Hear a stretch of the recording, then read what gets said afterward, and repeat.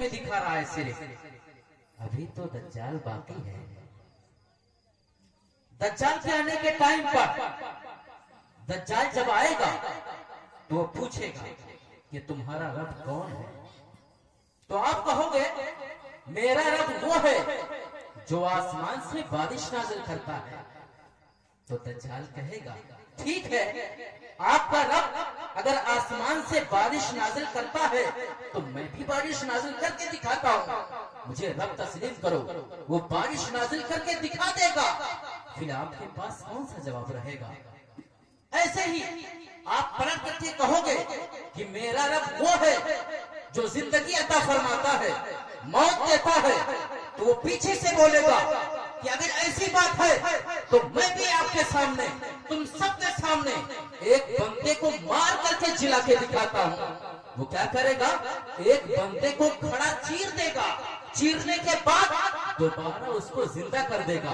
फिर आप क्या कहोगे? उस वक्त आपके ईमान का बेड़ा गर्क होगा कि नहीं होगा? आप उस वक्त नाखानी में मशगूल रहोगे या फिर अपने ईमान की हिफाजत करोगे? ऐसे आलम में जब दज्जाल करिश्मे दिखा रहा होगा तो उस वक्त आपके पास अपने ईमान बचाने का कोई चारा नहीं होगा, कोई जवाब नहीं होगा। ऐसे ही आप कहोगे कि मेरा रब वो है जो पूरब से सूरज को निकालता है, पश्चिम में डुबो देता है, एक दिन पैदा करता है, एक शाम होती है। तो वो भी कहेगा ठीक है, मैं भी तो सूरज निकाल के दिखा सकता हूँ। वो रात में आएगा और रात ही में सूरज निकाल के दिखा देगा। फिर आप क्या कहोगे? तो ऐसे टाइम पर आपका ईमान मजबूत तभी हो सकता है जब इस्लाम के अहकामात को सुन के, हुजूर के फरामीन को सुन के अपने दिल में महफूज रखेंगे, अपने जहन में महफूज रखेंगे, अपने दिमाग में महफूज रखेंगे कि हुजूर ने फरमाया था, हुजूर ने आज से 1400 बरस पहले फरमाया था कि दज्जाल आएगा, तरह तरह के करिश्मे दिखाएगा, मगर उसके करिश्मे पर मत जाना, क्योंकि ये रब की तरफ से एक आजमाइश होगा और उस वक्त तमाम चीजें कर सकेगा लेकिन अपनी आंखें सही नहीं कर सकेगा। जो पैदा खुद ही हो, जो अपनी आंखें खुद में नहीं कर सकता, वो खुदा कैसे हो सकता है? सुभान अल्लाह। तो जरूरी ये है कि अपने इस्लाम को समझे पहले, वरना फिर आगे से कोई बंदा आकर के खड़े होकर के किसी गैर मजहब से ताल्लुक रखता है और कुछ चीजें दिखा दिया तो आप इस्लाम से फिर जाएंगे, मुर्तद होने का खतरा है। लिहाजा इस्लाम के अहकामात, अगर आपको बहुत ही ज्यादा शौक है तो 2 दिन का प्रोग्राम करें, एक दिन नाथानी, दूसरे दिन सिर्फ कुरान मजीद से अहकाम बताए जाएं इस्लाम के। इस्लाम क्या है उसको समझना इस दौर में बहुत जरूरी है। एक दिन मैं बैठा था तो मैंने कलम उठाया और लिखा, ये जो एक वक्त मिला है गुजर जाएगा, ये जो एक वक्त मिला है गुजर जाएगा। सुबह हो शाम हो खल्क हो तहर जाएगा। ये जो एक वक्त मिला है गुजर जाएगा, सुबह हो शाम हो खल्क हो तहर जाएगा। और इस बात पे खुश है कि ये दुनिया तेरी है, जैसे गुजरे हैं सभी तू भी गुजर जाएगा, जैसे गुजरे हैं सभी तू भी गुजर जाएगा, जैसे गुजरे हैं सभी तू भी गुजर जाएगा। और बेखुदी में है, बेखुदी में है तू ज़ेरे फलक ए खाकी, बेखुदी में है तू ज़ेरे फलक ए खाकी। अरे हाथ कुछ भी नहीं आएगा मगर जाएगा, हाथ कुछ भी नहीं आएगा मगर जाएगा, हाथ कुछ भी नहीं आएगा मगर जाएगा। और हो जा दुनिया से तू बेगाना वरना, हो जा दुनिया से तू बेगाना वरना हश्र में देख के आमाल बिखर जाएगा, हश्र में देख के आमाल बिखर जाएगा, हश्र में देख के आमाल बिखर जाएगा। और पढ़ के अल्लाह का फरमान अमल पैरा हो, पढ़ के अल्लाह का फरमान अमल पैरा हो। जरा तवज्जो से सुनिएगा इस शेर को, पढ़ के अल्लाह का फरमान अमल पैरा हो। अरे वो जो रूठा तो जरा सोच किधर जाएगा, वो जो रूठा तो जरा सोच किधर जाएगा, वो जो रूठा तो जरा सोच किधर जाएगा। पढ़ के अल्लाह का फरमान अमल पैरा हो, वो जो रूठा तो जरा सोच किधर जाएगा। लेकिन अल्लाह की उल्फत का रखा पास अगर, लेकिन अल्लाह की उल्फत का रखा पास अगर, तू जिधर जाएगा जमाना भी उधर जाएगा, तू जिधर भी जाएगा जमाना भी उधर जाएगा, तू जिधर जाएगा जमाना भी उधर जाएगा, तू जिधर जाएगा जमाना भी उधर जाएगा। और मेरे सरकार पे मिट जा, मेरे सरकार पे मिट जा ऐ मेरे हमदम, मेरे सरकार पे मिट जा ऐ मेरे हमदम। होगा क्या? मेरे सरकार पे मिट जा ऐ मेरे हमदम, होके दुनिया से तू जन्नत की नगर जाएगा, होके दुनिया से तू जन्नत की नगर जाएगा। मेरे सरकार पे मिट जा ऐ मेरे हमदम, होके दुनिया से तू जन्नत की नगर जाएगा। और लव लगा के जरा देख शाह से फुज़ैल, लव लगा के शाह से जरा देख फुज़ैल, है अगर जेर भी बंतु जबर जाएगा, है अगर जेर भी बंतु जबर जाएगा, है अगर जेर भी बंतु जबर जाएगा। मैं ये चाहता हूँ कि मैं इंसान की इब्तिदा से और इंतहा तक पूरे मराहिल को गुजार दूं। कुरान मुक़द्दस में अल्लाह रब्बुल इज़्ज़त इरशाद फरमाता है, वलक़द खलक़नल इंसाना मिन सुलालतिन मिन तीन, कि बेशक हमने इंसान को पैदा किया है चुनी हुई मिट्टी से, इंतखाब की हुई मिट्टी से।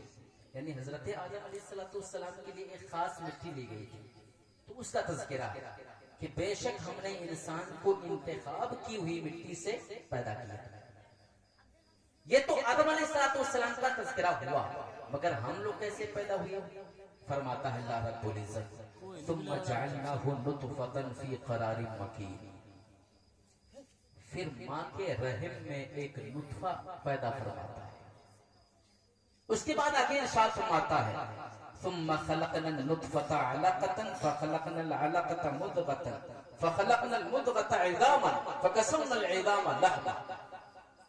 अल्लाह रब्बुल इज़्ज़त इरशाद फरमाता है, वो जो पानी का नुतफा है, अल्लाह रब्बुल इज़्ज़त उसको 40 दिन तक ऐसे ही रखता है। 40 दिन के बाद उस नुतफे को अल्लाह रब्बुल इज़्ज़त खून का लोथड़ा बना देता है। फिर वो खून का लोथड़ा 40 दिन तक माँ के पेट में रहता है। वो खून का लोथड़ा जब 40 दिन का हो जाता है तो अल्लाह रब्बुल इज़्ज़त उस खून के लोथड़े को गोश्त में तब्दील कर देता है, तो वही गोश्त बन जाता है। फिर अल्लाह रब्बुल इज़्ज़त फरमाता है, उस गोश्त को मैं हड्डियों में तब्दील कर देता हूँ, फिर मैं उसको हड्डियों में तब्दील कर देता हूँ। हड्डियों में तब्दील करने के बाद वो भी 40 दिन का मरहला रहता है। 40 दिन के बाद हड्डी के ऊपर अल्लाह रब्बुल इज़्ज़त दोबारा गोश्त पैदा फरमाता है।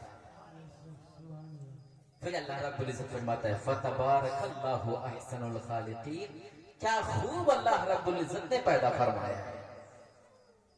यानी ये इंसान की पैदाइश है जो शुरू से लेकर माँ के गोद तक जो मसाइल होते हैं सबका तज़किरा अल्लाह रब्बुल इज़्ज़त ने फरमा दिया। हदीसे पाक में इसका तज़किरा कुछ यूं मिलता है, यानी जो कुरान मुक़द्दस में है उसका तज़किरा हुजूर ने किया। उसके बाद फरमाते हैं कि जब ये प्रोसेस खत्म हो जाता है तो अल्लाह रब्बुल इज़्ज़त फरिश्ते को भेजता है। जब फरिश्ता आता है तो फरिश्ता क्या करता है, तमाम प्रोसेस पूरा करने के बाद अल्लाह हुक्म देता है 4 चीजें इसके लिए लिख दो अभी से। अभी वो माँ के पेट में है, 4 चीजें उसके लिए कंप्लीट अभी से लिख दो। लेकिन जो हमने 40 दिन का जो दिन गिनाया है, शुमार करवाया है, उसको अगर आप जोड़ेंगे तो टोटल 4 महीने होते हैं। कितने होते हैं? 4 महीने। यानी 4 महीने के बाद शक्लो सूरत बनाई जाती है। 4 महीने से पहले शक्लो सूरत बनाई नहीं जाती है। तो इसीलिए फुक़हा ने फरमाया है कि 4 महीने का बच्चा अगर हो जाता है तो फिर उसको गिराना हराम है।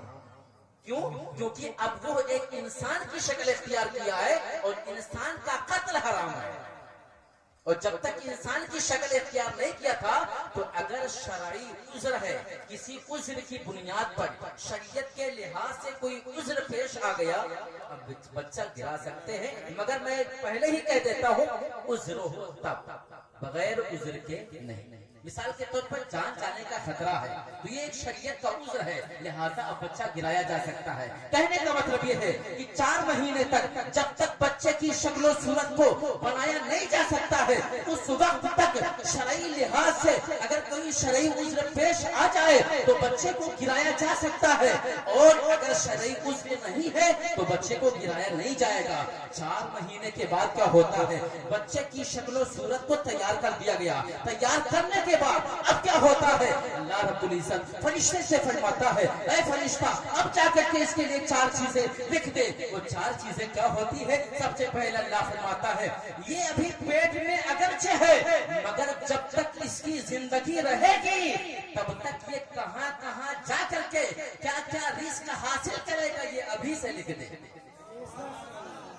कहां कहां जाकर के, किसी को पटना जाना है, किसी को दिल्ली जाना है, किसी को लखनऊ जाना है, किसी को नासिक जाना है, किसी को मुंबई जाना है, किसी को बाहर कंट्री में जाना है, कहां कहां पे जाकर के वो रिस्क हासिल करेगा, अभी माँ के पेट में है, अभी से लिखना है। और सिर्फ इतना ही नहीं, पहले नंबर पर ये हो गया, दूसरे नंबर पर क्या फरमाता है, अल्लाह रब्बुल इज्जत फरमाता है, ऐ फरिश्ते दूसरे नंबर पर ये भी लिखना है कि ये कितने दिन तक जिंदा रहेगा दुनिया में, आज ही फाइनल कर देते हैं। तो उस वक्त तक 2 चीजें लिख दी जाती है, तीसरी चीज की तरफ बढ़ते हुए लिखते हैं, ये दुनिया में करेगा क्या क्या, दुनिया में करेगा क्या क्या, वो तमाम चीजें अभी से लिख दो। और चौथे नंबर पर फरमाया कि ये बंदा नेक होगा या बुरा, अभी से ये भी फाइनल कर दो। यानी 4 चीजें 4 महीने में जब शक्लो सूरत बना दी गई, तो उसी वक्त ये तमाम चीजें फाइनल कर देगी। तवज्जो चाहूंगा मैं, चीजें फाइनल हो गई।